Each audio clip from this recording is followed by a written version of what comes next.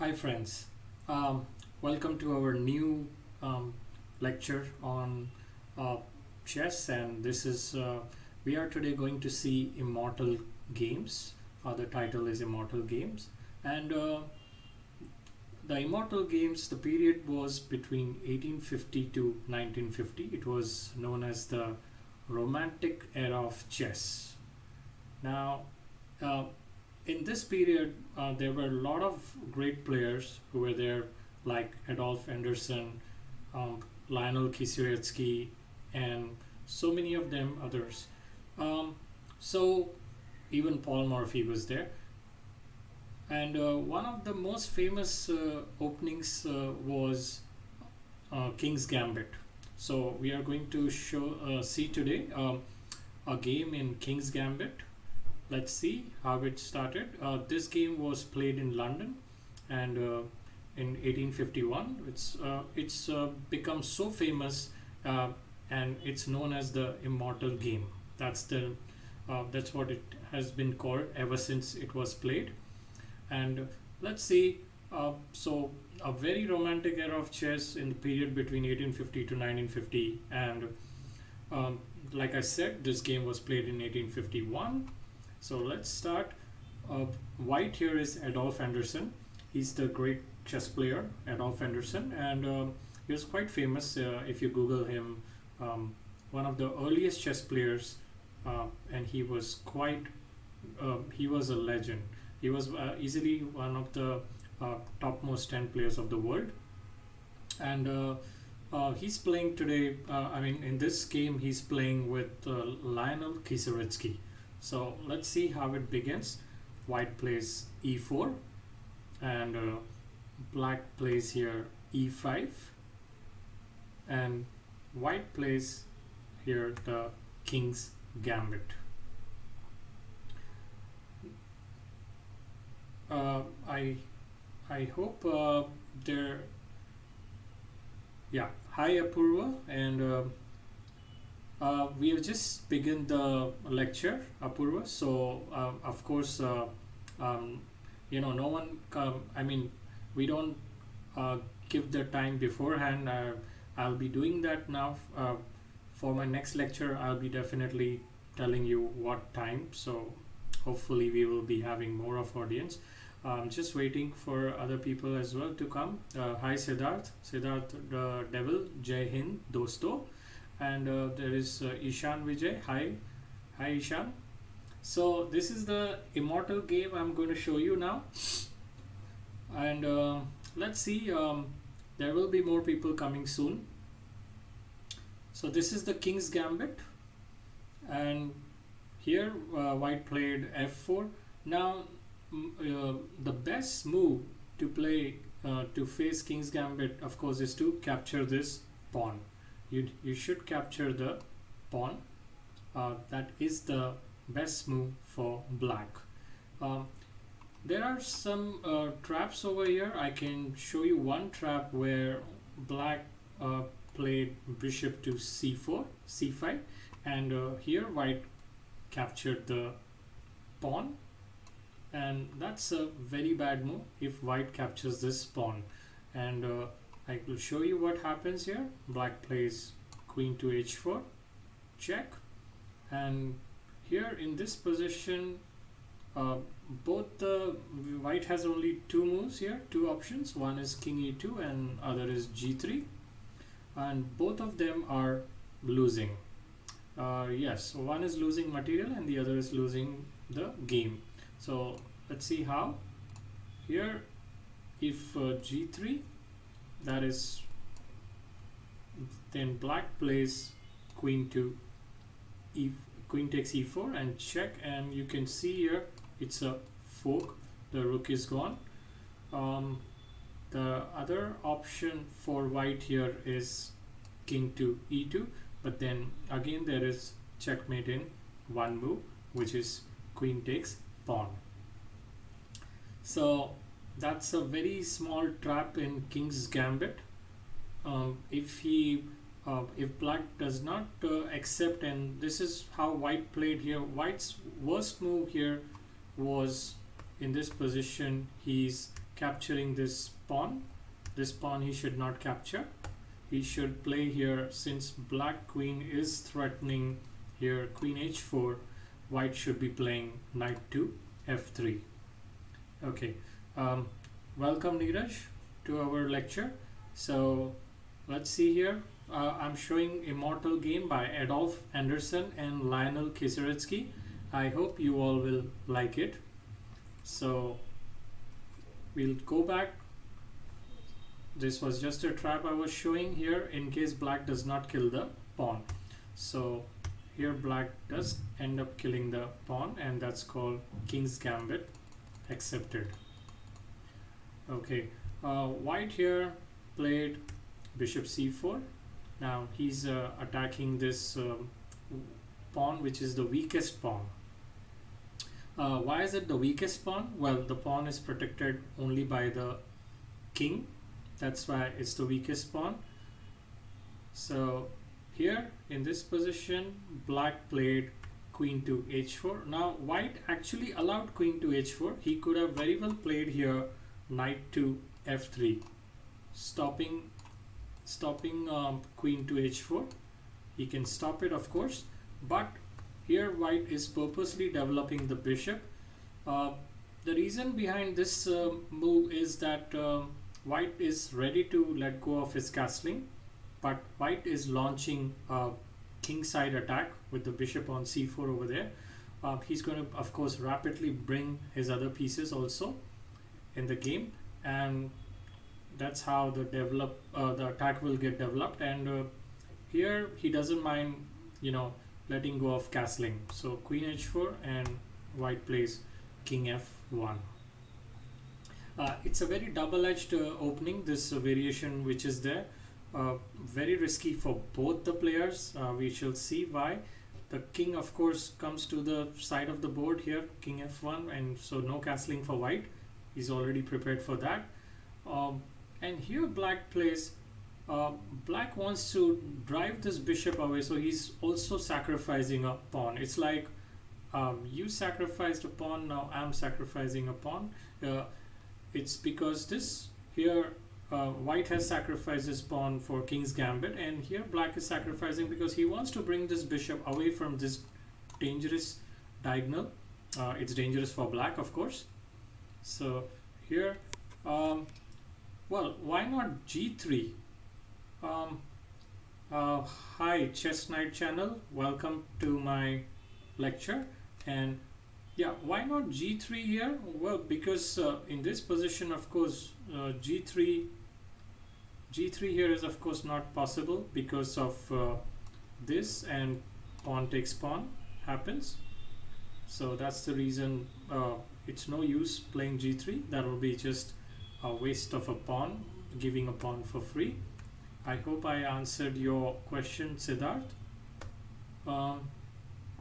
So going back to the position king f1, bishop c4, and black has played that pawn on b5. He's just kind of diverting white's bishop from that diagonal which I was telling you. It's a dangerous attack it was forming over there. Knight f6, it's attacking the e4 pawn. As you can see, I have marked it for you guys. And here white plays knight to f3. That attacks the queen, and queen has to, of course, retreat. Queen goes h6. For those who have come late, we are watching the game of Adolf Henderson and Lionel Kisaretsky, Immortal Game. Okay, so queen h6, and then white played here d3. D3, well, it opens up this bishop. It opens this bishop over here. Also, it's attacking this pawn. Well, right now it's defended. Okay, right now this pawn is defended, but later on, of course, there will be more attack coming. Here d3 came, and then black has played knight to h5. He's threatening knight to g3. Now, how is he threatening knight to g3? The thing is, of course, when the knight comes, when the knight comes here, the pawn cannot kill because the queen can capture the rook. So black queen is pinning the h2 pawn, and that's why this is happening. Knight g3 is happening. Okay, going back.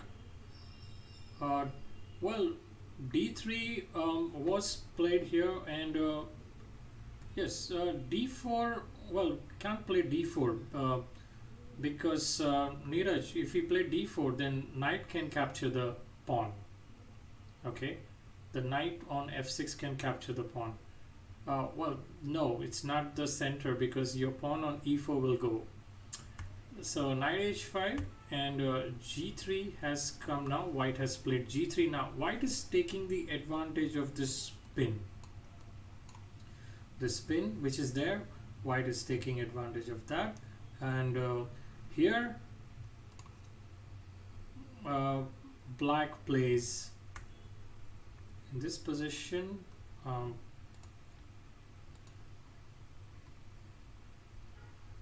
One second, knight h5.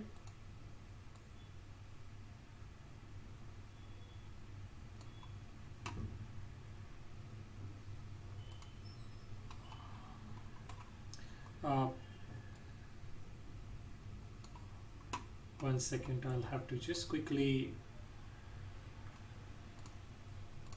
get the game. There is some problem in the game.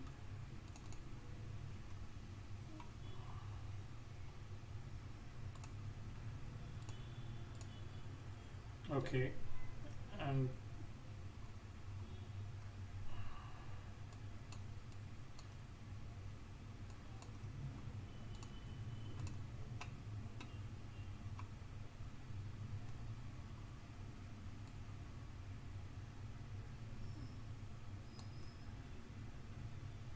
g3 or knight h4.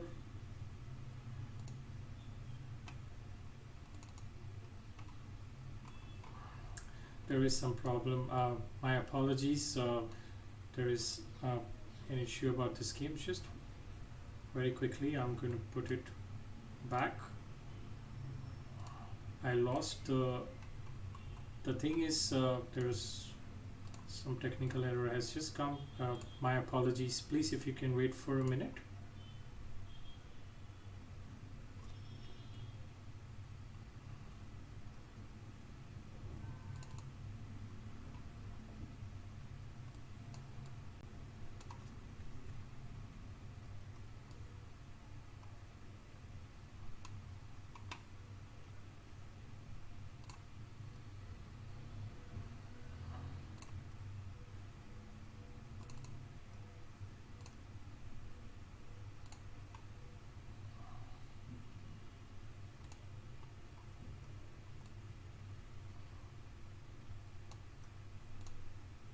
Okay.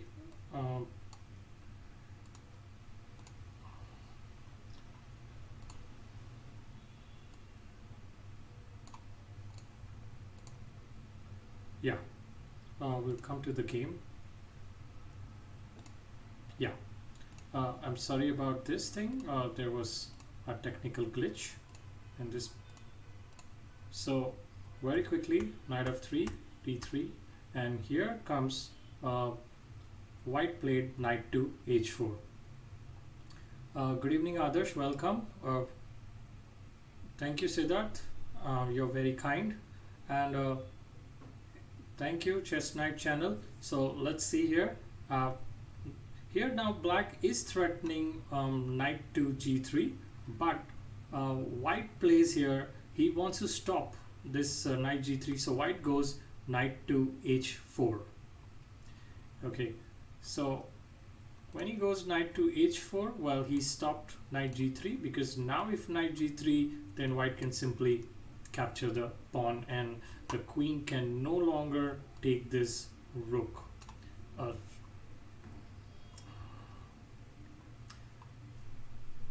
Queen is here. So yeah, so queen comes here now. She could no longer take this if knight g3 I was just showing, and that is this variation, knight g3, hx g3, and queen can no longer take this rook. Okay, that's what I was showing. So queen g5 is what was played by black, and here white played knight to f5. Here black played this, attacking the bishop, and bishop. White here plays g4, attacking the knight. In this position now, black has to do something about whether he should save his knight or kill the white bishop. What do you think black played here? Did he save? Did he take his bishop or did he save his knight? Did he take white's bishop or did he save his own knight?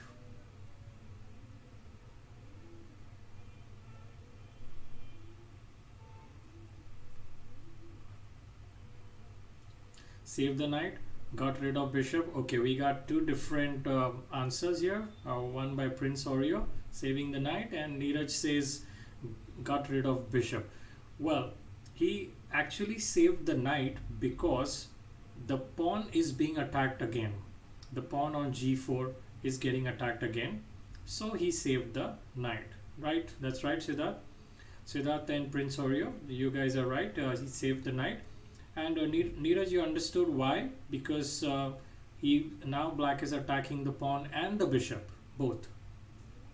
So here white saved the pawn. Okay. White saves the pawn on g4 twice. This is the defense by the, two defenders are defending the pawn, and there are two attackers.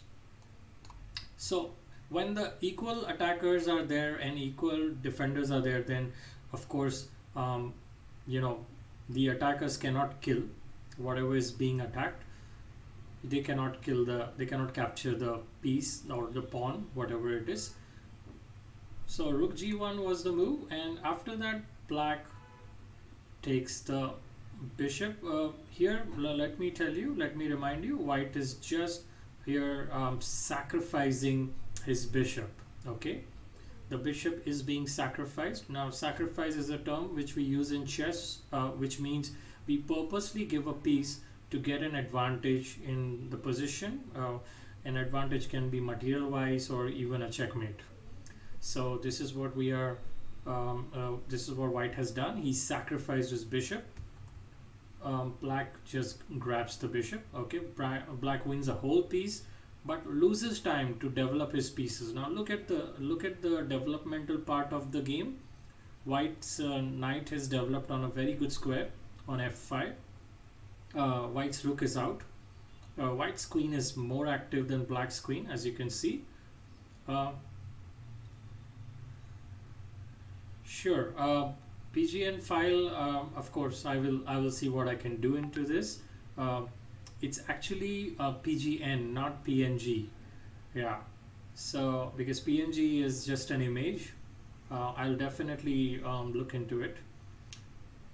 Also you can Google for Immortal Game, because I'm showing you one of the most famous games in the world. Okay, so even if you just Google it, you will get the PGN, the moves of this game. CXB5 here.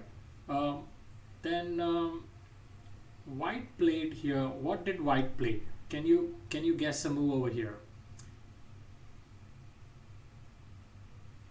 What did white play?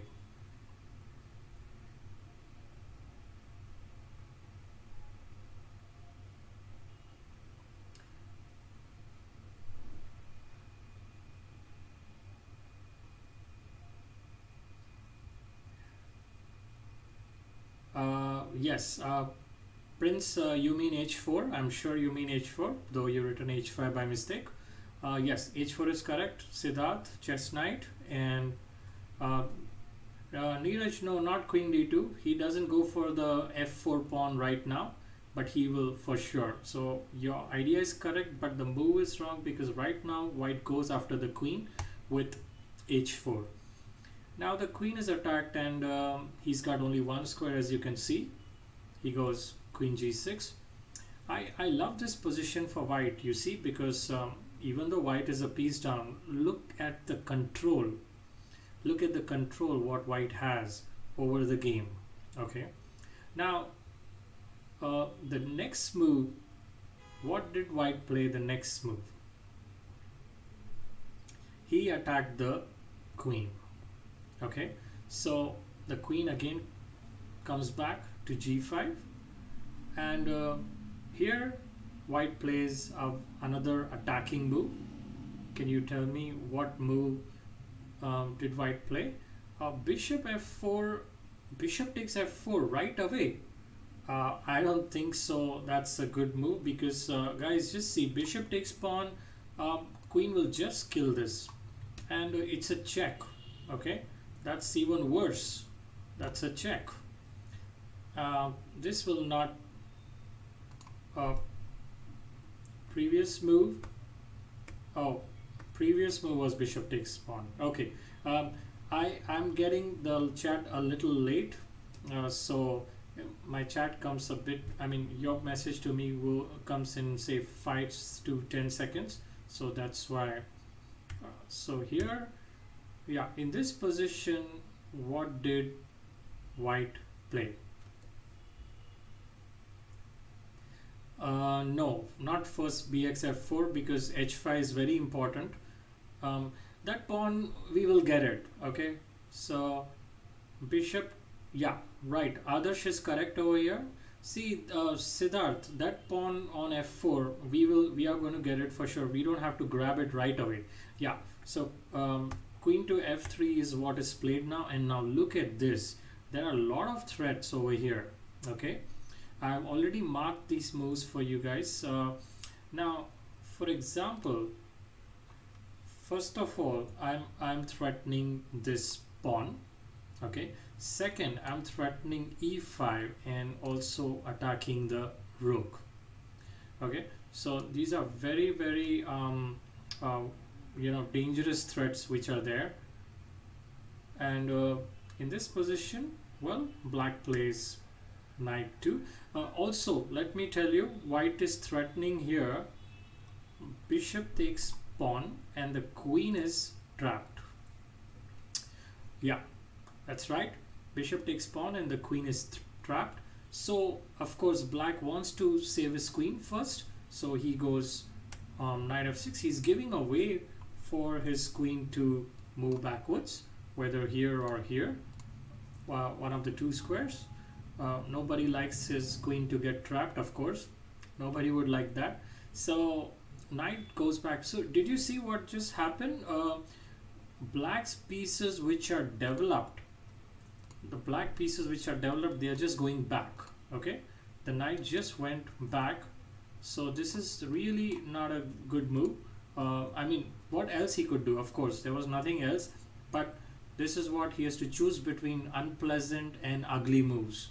So he has to, of course, save his queen. So he brought his knight back, and all this is really good for white. And the next move, can you guys tell me the next move here? What did white play?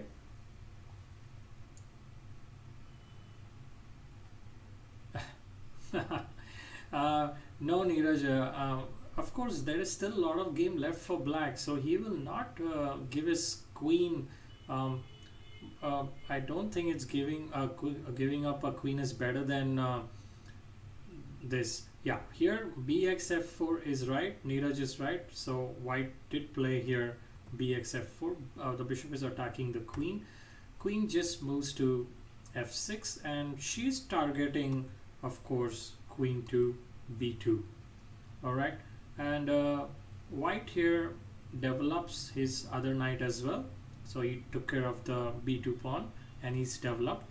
And here in this position, it's black's turn, and black played bishop to c5. He's attacking this rook. Okay,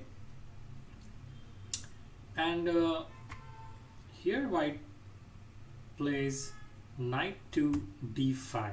Now knight is eyeing two squares, as you can see here, it's marked. So the knight is attacking the queen, and white is threatening c7. And here black goes and kills this pawn on b2. Now the queen is attacking even this rook. So there are two rooks now attacked. One is this rook is attacked. Okay, this rook is attacked, and the other rook is going to get attacked like this.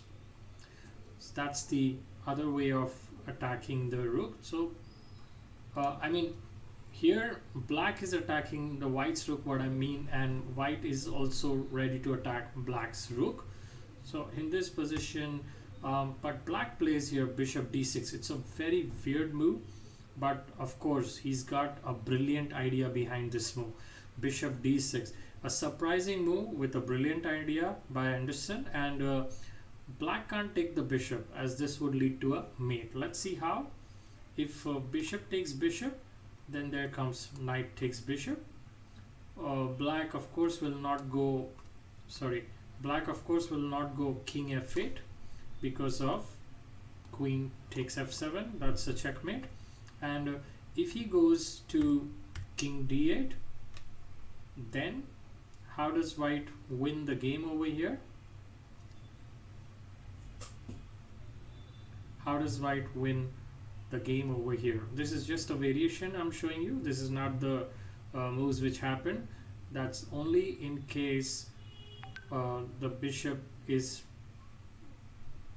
here, that variation which happened. If black takes the bishop, only then. How can white checkmate in the next 3 moves? 3 moves checkmate. How can white do that? That's right, Prince is saying knight to f7, and that's correct.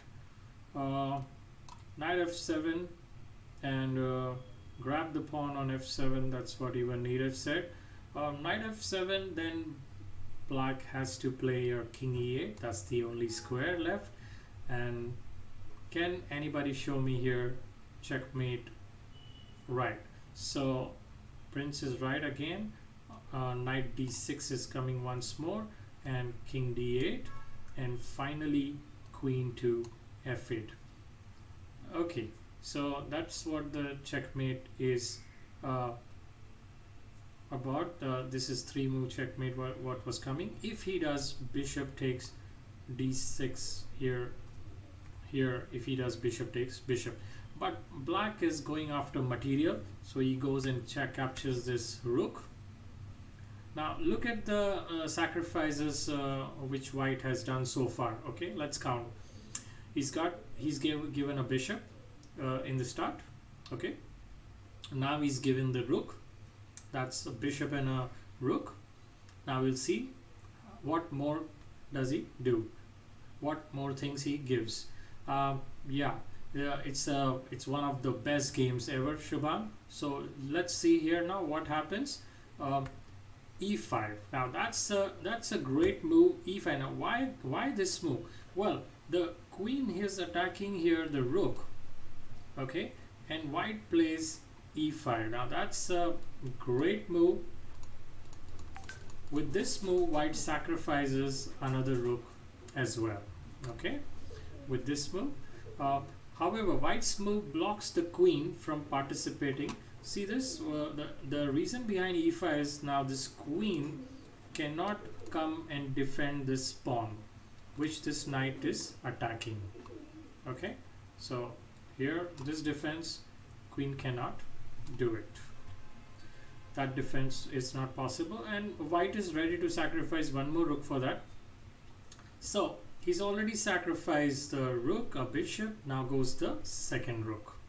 2 rooks and 1 bishop is already sacrificed. Okay, now the end is near.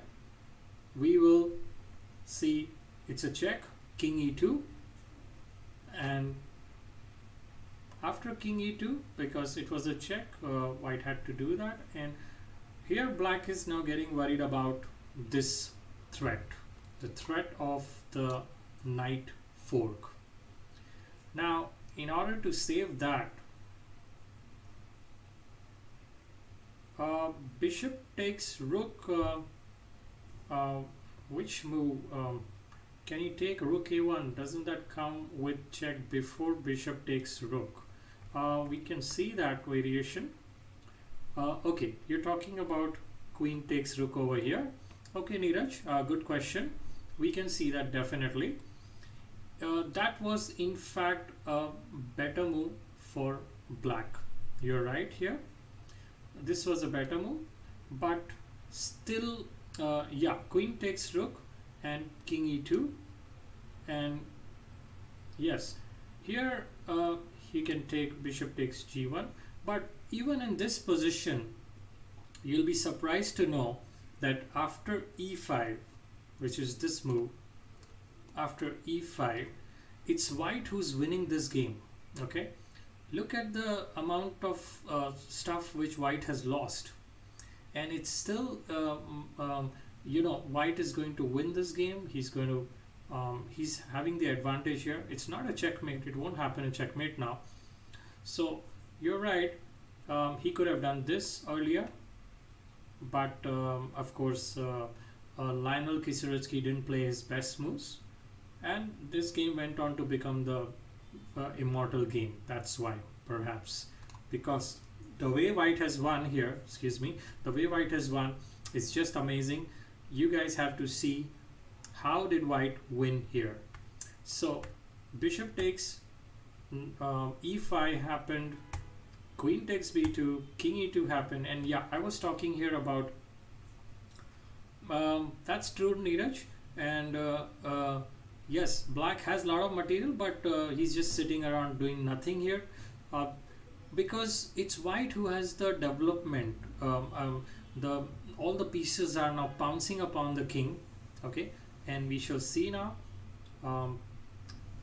In this position, black played knight a6, that is to stop the c7s, you know, to stop knight from coming on c7. So here white has now a good move. Can you tell me how did white finish the game over here? We shall see. The game ends in the next 3 moves itself. That's it. 3 beautiful moves and the game is going to end. The first move is a very obvious move here.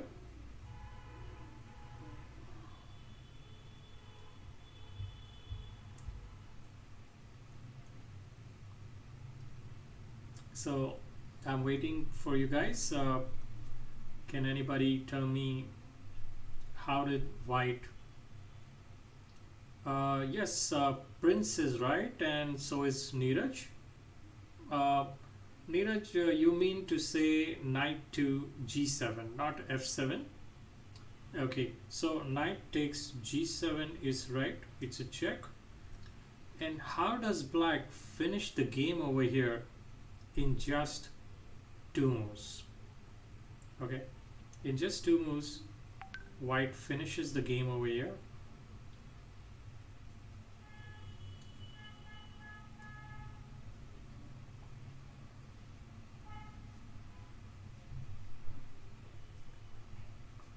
That's right. I think, Prince, you have seen this game because it's a very famous game. So, and this move is also quite great. So queen f6 is the sacrifice which white did here. Just imagine we were counting the number of pieces white gave already. He gave a bishop, 2 rooks, and now comes the queen. Queen f6. I've seen this game. Too beautiful, right, Prince? That's what I thought. You have seen the game, because otherwise it's a bit difficult to find, of course, this move. Okay, what is the theme behind queen f6? What is why is white giving the sacrifice? White is actually decoying the deflecting the knight. This is known as deflection. He's deflecting the knight which is on g8, which is stopping this bishop from coming on e7. So white is deflecting the black knight to come, and here he's forced to, of course, take this queen. It's a gift which cannot be refused. Okay, I think this was there in Godfather. A gift which cannot be refused. I'll give him a gift which cannot be refused. Okay, so here in this position, knight has to take the queen, and then comes the final move, bishop e7, and it's a beautiful checkmate only by 3 minor pieces. That's 2 knights and a bishop, and that's the reason it's known as the Immortal Game. A very, very fitting name given to such a game. Yesterday we saw the game of the century. Even that video is available on same channel, Unacademy, and even that was a very famous game. And this one is also a very, these are all very famous games ever in the history of chess. So bishop e7, and that's the mate. Now we will see one more game. Okay, all the best, Neeraj. So here we will see one more game, and that game is Evergreen Game. Let's see a game called Evergreen Game.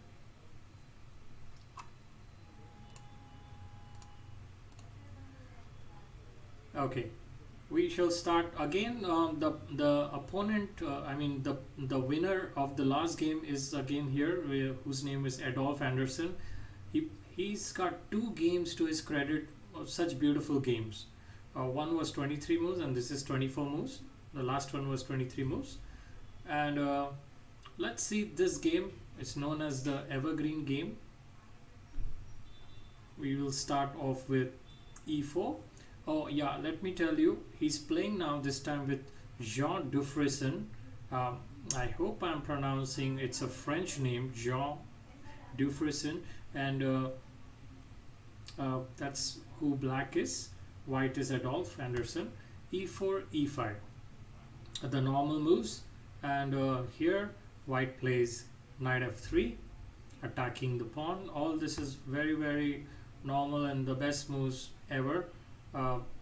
White is attacking the black pawn, and black is defending his pawn. Bishop to c4, and here he's developing the bishop on a good square, and black plays here bishop c5. Now this is known as Gioco Piano. This is a name of an once when black plays bishop c5, once he finishes this move, it's known as Gioco Piano.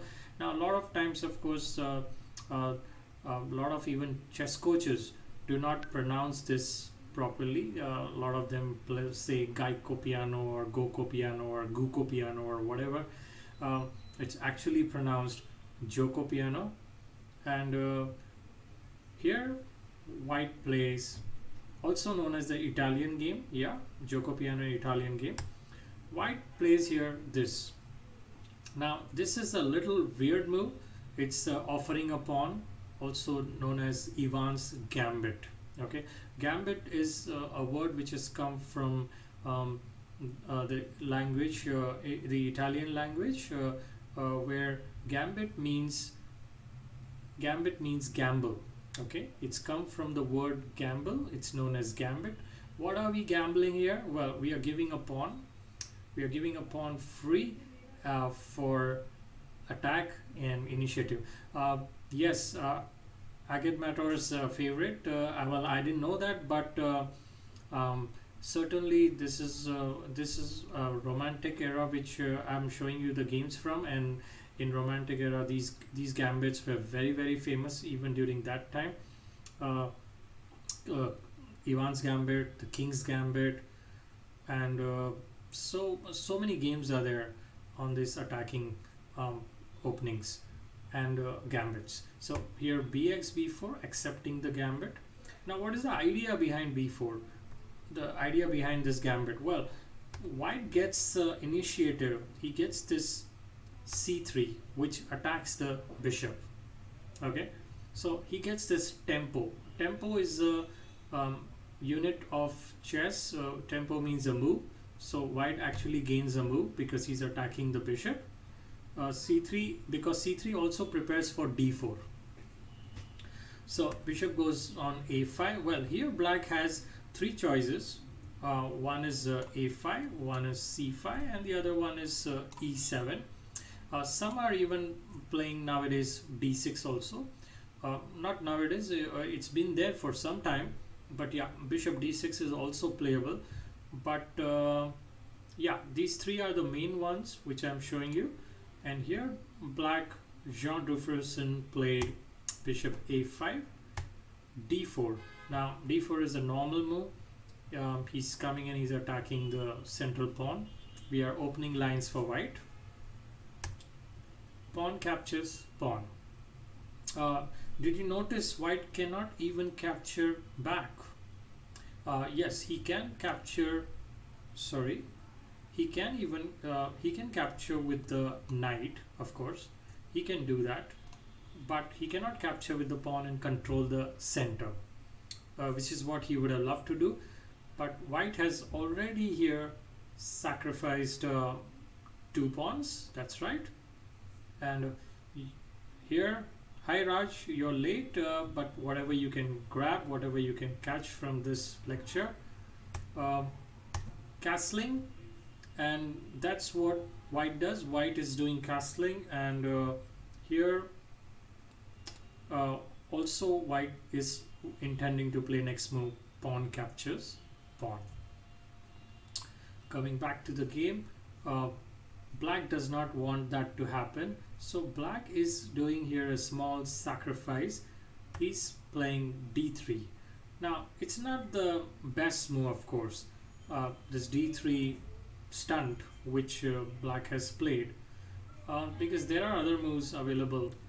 For example, knight to f6, and if there is e5, then there is d5. Okay, d5 is a perfect defense here, because if pawn takes knight, then pawn takes bishop, and if rook e1 check, there is bishop e6, fx g7, rook g8, and bishop g5 attacks the queen. But well, I can simply, black can bring the queen out here on d5. So all this is fine for black. Okay, let's get back to the position. I think we got lost in the jungle of chess, the black and white jungle as I call it. So here d3 is what is played. That is just to stop white from coming and taking this pawn and controlling the center. He goes d3, white played queen to b3. Now you can see this is known as the battery. Okay, and it's attacking this pawn. Now what's a battery? When queen and bishop, or queen and rook, or two rooks, they are in line, they are in the same line, or as in the same diagonal, or a file or a rank, they are together going. So I mean the you see, this is a double force now to reckon with. This and this, they both are attacking this pawn. So of course, and black is defending only with one, and so this double attack which is coming, this has to be, of course, addressed. Piece is supported. So queen f6, black got one more defender over here, and white played e5, and this is again there is a small trap over here. Black cannot take this knight takes pawn, because they will come here. Can you tell me what can white play here? If black does that, knight takes pawn, white has a great little move. What can he play here? I'll just have some water. I'll wait for you guys to tell me a good move over here.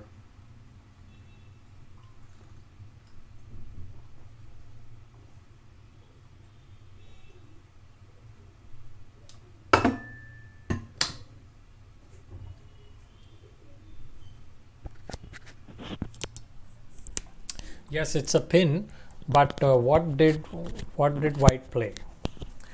You need to tell me the move. What move? Rook to e5.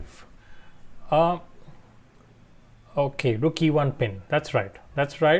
Rook e1 pin, and that's right. The knight. But what if d6 comes? What if d6 comes?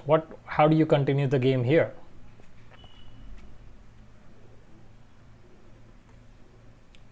How do you continue the game if d6 comes? Yes, rook to e1. I got 3 answers from rook people for rook to e1.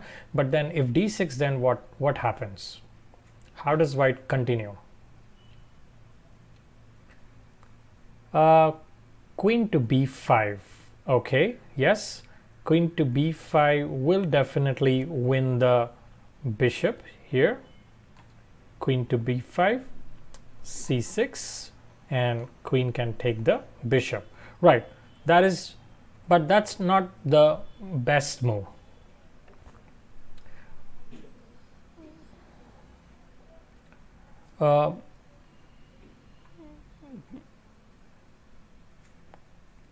So here Prince is saying knight takes knight. Knight takes knight, bishop takes f7. Bishop takes f7. And then rook takes... no, this is not happening, Prince. So in this position there is bishop g5. That is the move. That's a better move than even queen to b5. Okay, because after this move the queen has she has to move, and if queen to f5, well, then I can capture here the knight, pawn takes, and then I can play here queen b5 check, c6, and here comes the royal fork. Okay, that's the royal fork. But what if the queen does not come on f5? What if the queen goes on g6? Well, then also we have knight takes knight, pawn takes, and rook takes pawn, and bishop e6 here, and there is a lot of attack now generating, because white can simply do queen takes pawn and win the game in so many different ways. So let's come back to the game. e5, black certainly cannot take the pawn. Okay, after all that analysis which we saw, queen g6 and rook e1, he's played rook e1, knight g e7, and here white plays bishop a3. He's getting the bishop on a good square on a3. This diagonal, it's very important to get the bishop. Right, so b5, that's right, Prince, the bishop is always hanging on a5. That is only if he takes the pawn. Yes, now b5 is just kind of diverting the bishop. That's just diverting the bishop from its square, but queen is the one. White decides to take it with the queen. Of course, black's rook, it's his way of activating the rook. That's what black is doing by playing the pawn on b5, rook b8. And the rook is attacking the queen now. Queen has to retreat. She goes back to a4. That's what black gets, activating the rook for that one pawn. But of course, white is better over here. We will see now what happens next. He brought the bishop on b6. That's a better square for the bishop. He's attacking that f2 pawn in case at all he can get something out of it. So here knight to d2, just a developing move, and here well, bishop to g5, I don't know, there is a bishop to g5 when instead of bishop to a3. Okay, let's see here. I think your chat is coming a bit late to me, so probably that's stream thing. So knight to e4, and here white is he is going to do something sinister is coming. The knight on in the center. Queen f5. So this is a game between Adolf Henderson, those who are the latecomers. Game between Adolf Henderson and Jean Dufresne. It's also known as the Evergreen Game. If you guys Google it, it's a very famous game. The earlier game which I showed was also very famous, the Immortal Game, and this is the Evergreen Game. Here white is taking this pawn on d3. Okay, now there are white is of course threatening here a deadly discovered attack. Well, the attack is coming from here. This bishop is attacking this queen. That's the discovered attack coming. And so black has to of course move his queen. He's got to relocate his queen, and he goes queen to h5, and here comes a nice sacrifice. What did white play here? What did he sacrifice? Now the fun begins. Let's see. Who can tell me what did white play here? A nice sacrifice.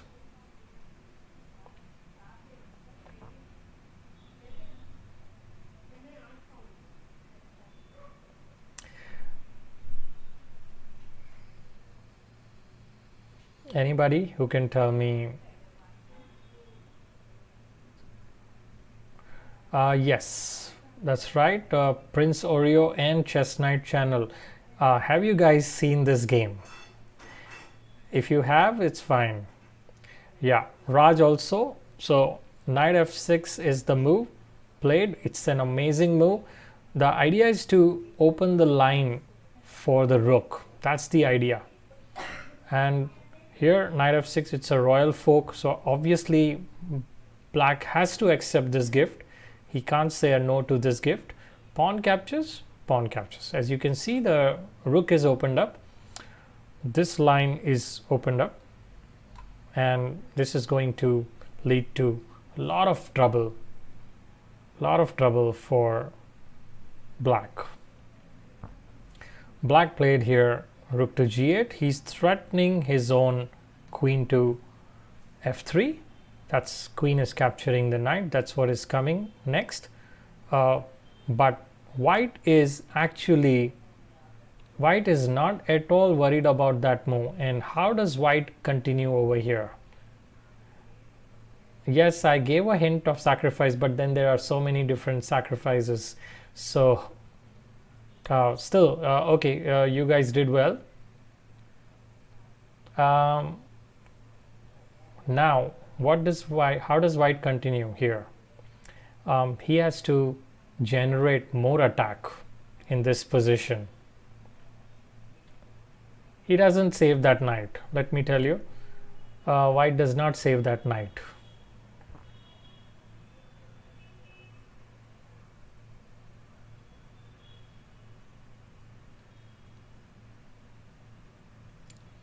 Rook to e7. Well, I'm afraid rook to e7 is not working much because of knight takes, and after this doesn't matter how you capture that knight. For example, bishop takes. It's black who's winning now. Look at the threat black has now. He's threatening mate, and I don't think this can be stopped. Yeah, it cannot be stopped. Hi Abhijit, welcome to my lecture. So how does white continue over here? Black is threatening, like I've highlighted. Yes, that's true. White pieces become shield for black. But now tell me from here, rook takes knight doesn't work. Even bishop takes knight doesn't work. So what did white play here? He went, may I say it? If there is no one who can tell me, I will have to tell the move.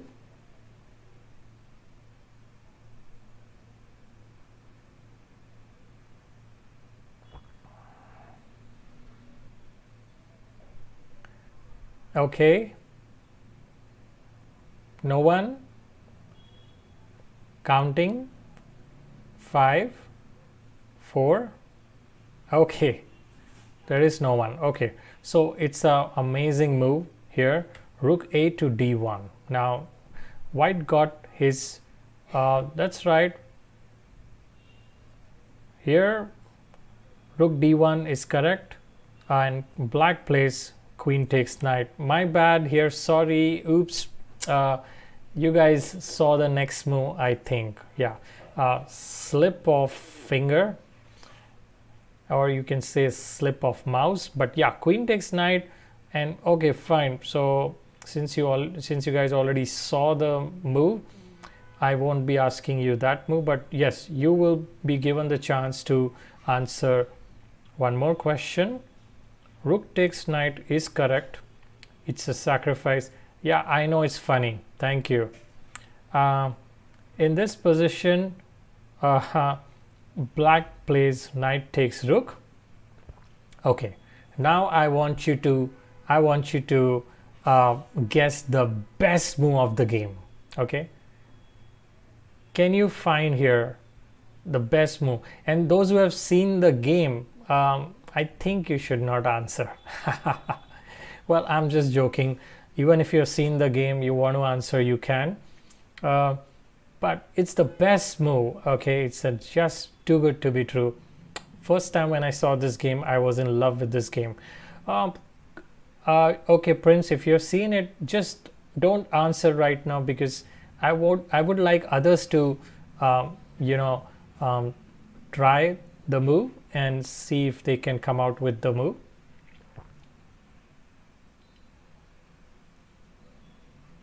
Pawn to g4. Oh my god. Renuka, pawn to g4 is pawn to g4, queen g2 is a checkmate. Okay, pawn to g4 does not work. You see, there is this this battery. This battery is coming, and there is checkmate coming on 2 squares. Going back, so there is a checkmate coming on 2 squares here and here with this battery. Yes, I think Raj has seen the game too, because those who have not seen the game, it's not. Oh, Raj, you deleted it, but I guess just like how I made the mistake of showing one move, even you messaged it, and I think people read it. Queen to d7 is the move. This is the move, and what a amazing queen sacrifice. Yes, Raj was right, but so like you, Prince, even Raj has also seen the game, I think, because this move is not, otherwise it's not possible to get it if you haven't seen the game. It's so good. Okay, so maybe queen d7, yeah, but queen d7 is what I told already. So this sacrifice is there. He's got to take this queen, because if king f8, then this leads to a mate. So he's got to take it. So he takes it. The king comes out. Oh, the mighty king. Well, I don't call him a mighty king, because kings are weak generally in chess. Yeah, they own the army, but they themselves are weak. Most important, but the weakest fellow, right? That's a sad description of a king, but that's a fact. So king d7, and here white comes out with another great move. Can you tell me what is the move? It's bishop f5. It's a double check, and king has to go back, and then comes mate in 2. Can you tell me mate in 2? No need for rook to e1. You need to tell me mate in 2 here.